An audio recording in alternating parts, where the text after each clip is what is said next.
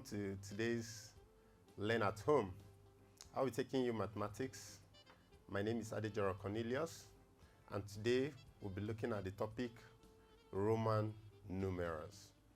I believe some of you, or if not all of you, have already been familiar with what is called Roman numerals, but then we'll be moving a bit deeper today in Roman numerals. Now, first of all, what is Roman numerals? What is Roman numerals? Roman numerals are numbers or symbols that were used in the ancient Rome. They were used to represent numbers that we now use today. But before then, you understand that there are a number of people, or maybe people who are not educated, people who didn't go to school, that actually represent numbers with different symbols. Some people will come to the wall, or we use symbols like strokes like this to represent 1. Others we use 2 of these strokes to represent 2. Others we do like this to have them 3 to represent 4. 3, then 4, and there are people who will decide to add 1 to make it 5. 1, 2, 3, 4, 5, representing 5. But there are others who will choose to make 5, to have 5 like this, depending on how you choose it. Some people will want to use 0, 0, 0, 0, 0 as 5, using various and different symbols. But today, we want to look at Roman numerals and how they were used in ancient Rome. But now, what we write our numbers in this form: 1, 2, 3, 4, 5, and so on.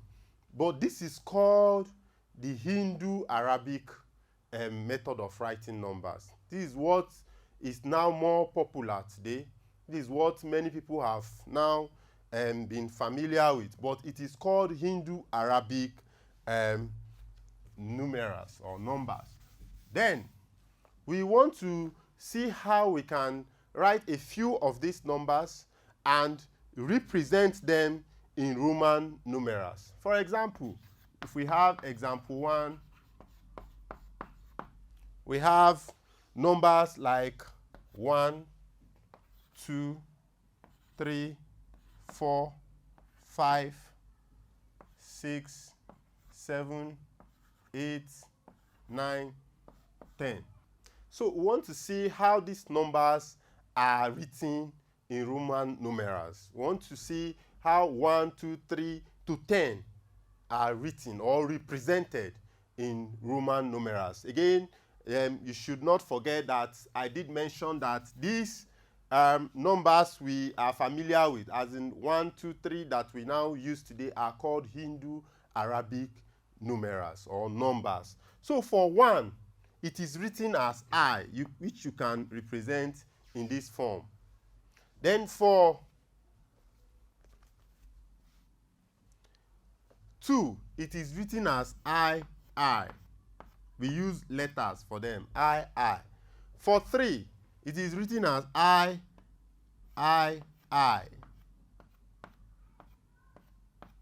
If you like, you can just leave your I like that, but just to distinguish between 1 and I, we are using capital letter. We are putting these strokes to avoid confusion. Then for 4, we have IV. Then 5, we have V.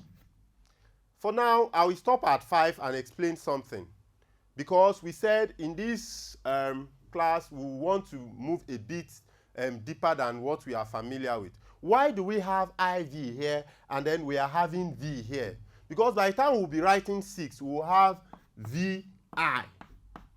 Now, the essence of having IV here and V here is that what this stands for is that for 4, you are saying 1 minus 5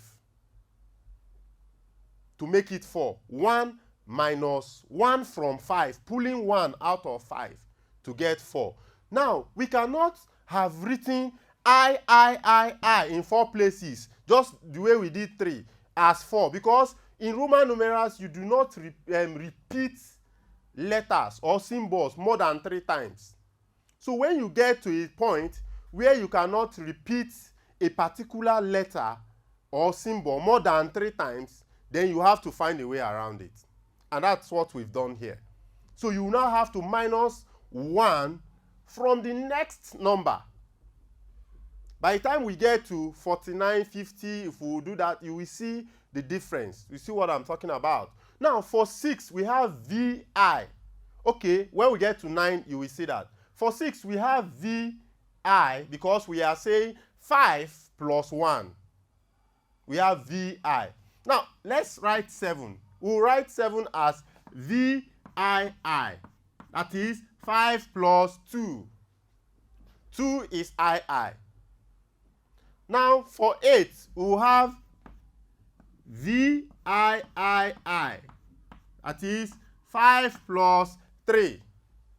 Now, if you look closely, or if you observe closely, in case you are listening to us and you are writing this down, like we've just said that 8 is VIII. That means I has repeated itself 3 times. So in that case, we cannot write 9 in similar manner. So we will now write 9 as minusing 1 from 10. No, now 9 is IX.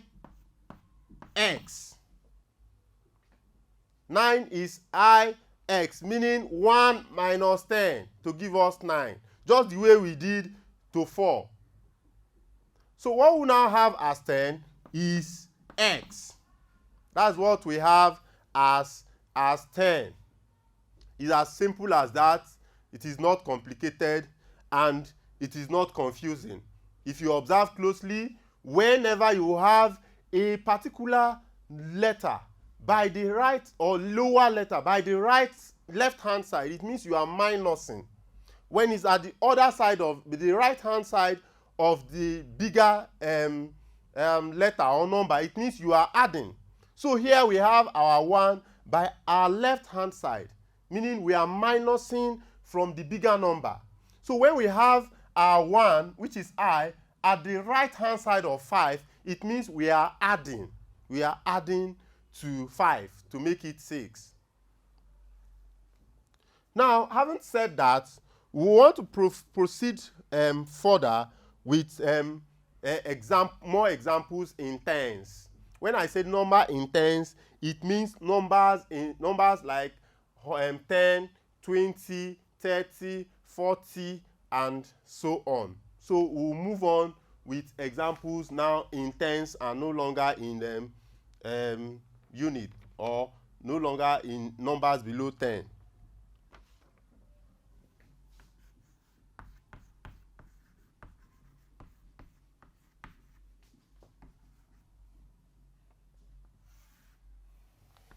Now, in our second example, we'll be looking at 10, 20, 30, down to 100.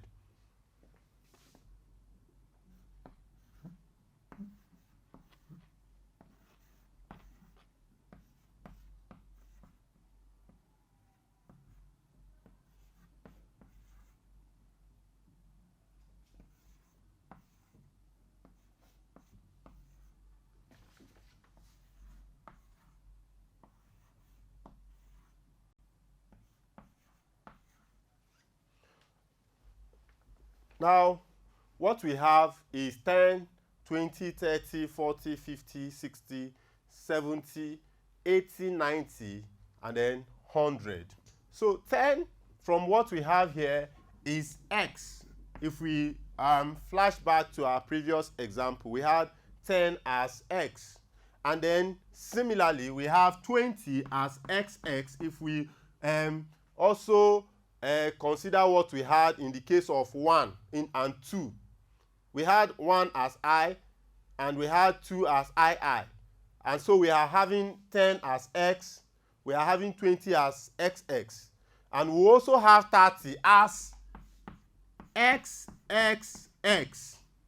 Just the way we had 3 as I. Now, we have come to 40. Remember I told you we cannot have a particular number or symbol repeating itself beyond 3. So we need to find a way around it to limit it, to have it, and then it's not up to more than 3. So what do? Don't make mistake of writing X in 4 places to represent 40. That would be very wrong. So we will now think of what is 50. 50 is L. So we will now have XL as our 40, meaning we are minusing 10 from 50. Again, just the way we had IV as 4, and then we have IX as 9. We are having XL as 40 because we are minusing 10 from 50. And then quickly we'll write our 50 as L. Having done that, we can proceed from this point now. There is no more, no further confusion. It's straightforward. So we have our 60 as LX, and then our 70 as LXX. Then 80 is LXXX. Again, we have come to the point where we have to think, because why I'm stressing this is that some pupils or students normally cram all these things, and then when they get to a particular number, they run into confusion, they write the wrong thing, and they stop there. So you have to be very, very articulate, knowing what you are doing. It's better to know it than to cram it. We have come to another point where we have LXXX. X for LXXX for 80. Now, X has repeated itself beyond what? Beyond, it has repeated itself up to 3 times. So it cannot repeat itself beyond 3. If we now decide to write LXXXXX, is wrong. So what do? We think of what is 100. 100 is C. Now, then straight away, we'll minus 10 from 100 to give us 90, which is XC as our 90. And straight away, we have our C as what? As 100.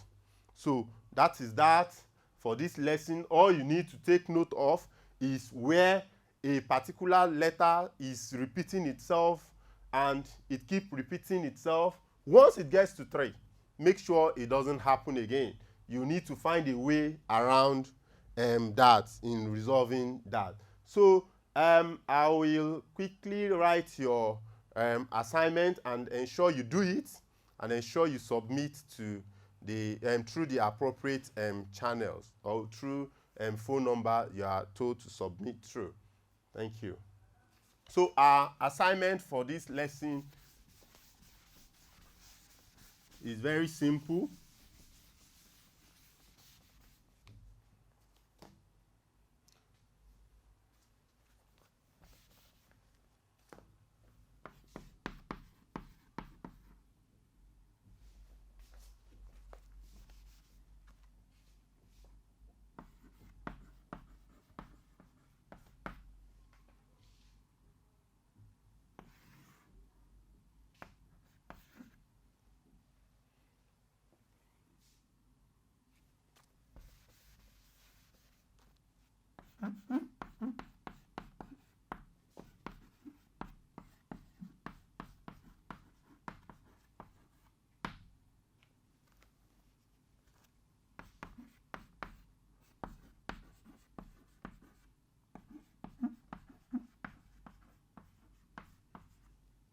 So you write the following in Roman numerals. Number 1, we have 25. Number 2, we have 32. And number 3, we have 47. So do that, make sure you submit. We'll meet again, same station, same time. Thank you, and stay safe.